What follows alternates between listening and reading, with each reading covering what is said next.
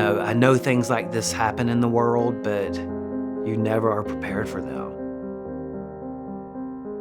That was the point where the family, my life, Archer's life, Jack's life, Laura's, everybody surrounding us, family and friends.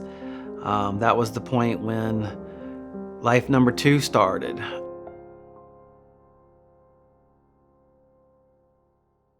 I met Laura in Charlotte, North Carolina, and we dated here in Charlotte probably for, I would say, about a year.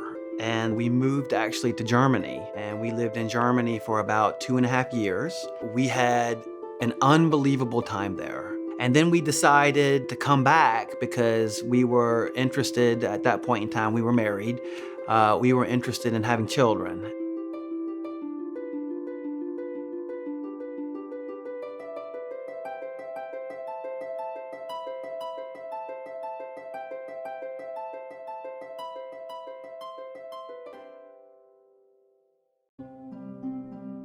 I was sitting in my office. Somebody ran up and said, "You have an emergency phone call." It was the State Patrol on the phone. And that's when I found out that Archer and Jack and Laura had all been in a very bad car accident. Jack was somewhat uninjured. He broke his leg. Laura was in really, really bad shape. She was in a coma. That was very, very difficult, but only half as difficult as it was when I went to go see Archer.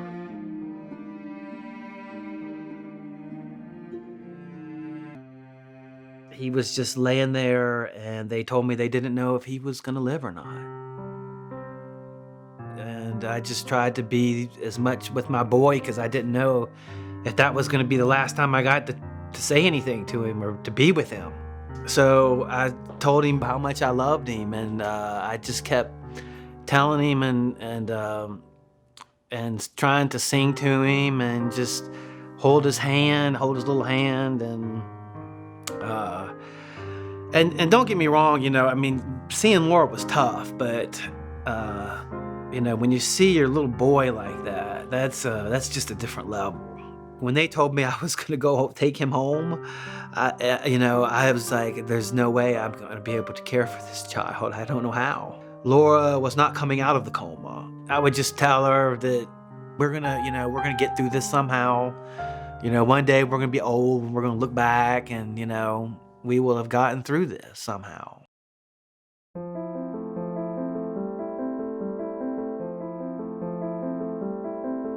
If you saw Archer from the time he left the hospital and you didn't see him again for 6 more months, you would see real progress. And it's because of her, you see the Archer that you see today. Walking around, playing, laughing, wrestling with me. She actually has almost inspired me to do more with my son because I realized that it's possible. Nobody knows how to take care of Archer as much as Cathy does, including me. She's like a second mom to Archer. You can see it.